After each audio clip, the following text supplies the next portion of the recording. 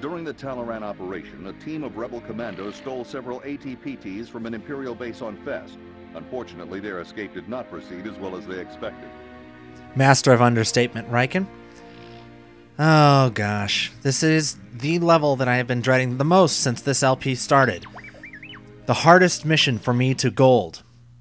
We have advanced shielding and advanced blasters now, that's good, but we're still ill-prepared for what's ahead of us.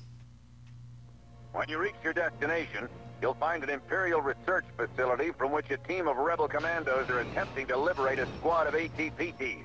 Their escape has become compromised, and we need your help to get them out of there. The speeders and tow cables will help you with any walkers you may find. Good luck. Now this mission isn't long, and it isn't very... Rogue Squadron, report in.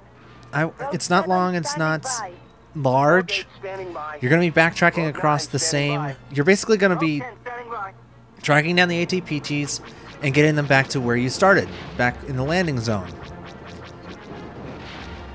The problem is the execution of that. There are 3 AT-ATs in this level, and you're going to have to bring them all down. To get a gold medal, you have to have all 3 AT-PTs survive, and all of your you have to have all of your wingmen survive, and you have to destroy an inordinate amount of enemies. And you have to do it fast. And there's an upgrade hidden in this level that I missed on my initial playthrough. It's going to show up in the gold medal run, but here I just completely missed it. There are stormtroopers that are going to be taking pot shots at you. There's AT-ATs that you got to bring down. There's turrets. But the biggest problem, the AT-ATs are benchmark problems. Basically, the entire goal of this mission is to bring down all 3 AT-ATs before you do anything else. You can see right there, I'm completely ignoring the turret and heading straight for the AT-AT. That's exactly what you want to do. You want to completely disregard everything that your wingman is doing. I hit the shield generator there by accident. That's useful for the end of the mission, and then it glitched out my tow cable there.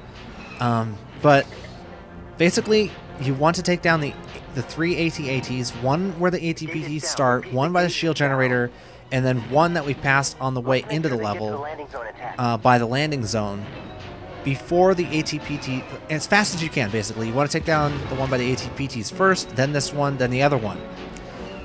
The problem is those things that are firing at me right now. Those are droid tanks, I think. They're tanks, basically.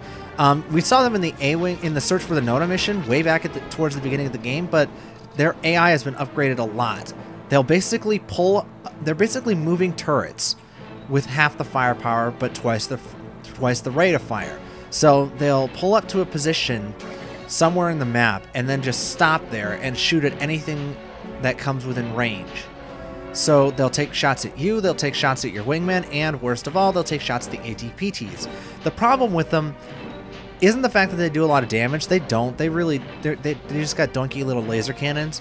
The problem is the fact that they are insanely accurate, and they can hit you, and they'll hit you almost without missing if you fly in a straight line. And they will destroy the AT-PTs, no matter if you let them sit there and take pot shots long enough. They'll destroy them. The AT-ATs are the biggest threat. Obviously, your AT-PTs will not survive an encounter with the AT-ATs. They might survive an encounter with a squad of droid tanks, but the droid tanks are just as important. If you don't take the droid tanks down, then the mission, you might as well just call the mission right there. You can see them. Look at them. They've surrounded it. The AT-PTs can, to some degree, defend themselves.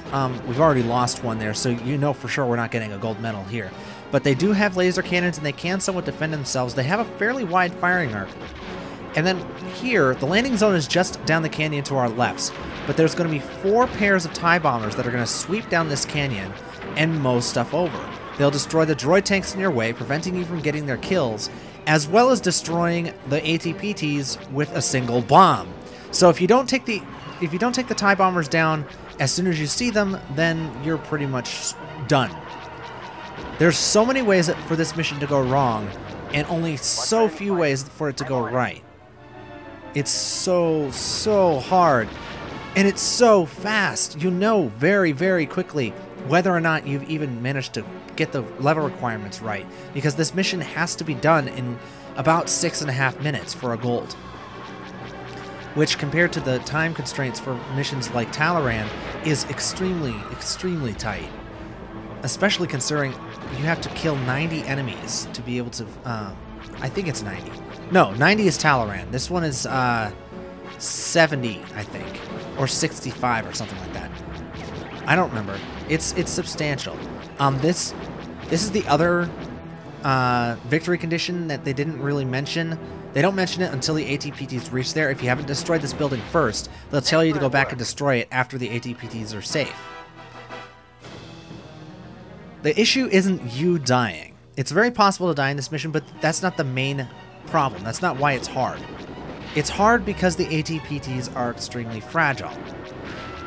Why they wanted to liberate 3 extremely fragile, outdated, and almost useless walkers through a gauntlet of AT-ATs, droid tanks, turrets, guns, missiles, and TIE bombers, I honestly have absolutely no idea. We've done it. The AT-PTs have reached the landing zone. Repeat, the AT-PTs have reached the landing zone. Thank God. Excellent work, Rogue Squadron. Those AT-PTs would have been used by Moff Searden, the local Imperial governor. We believe he's consolidating his forces for an attack on our Bacta supplies. But without Bacta, our medical supplies are useless. I know, Wedge. We're watching him closely. Good work. Now head back to base. Once again hints at an overarching plot that hasn't been mentioned up until now, which is too bad. I wish they'd put it through the entire game. And silver. But look at the victory conditions. We weren't anywhere close to the enemy count.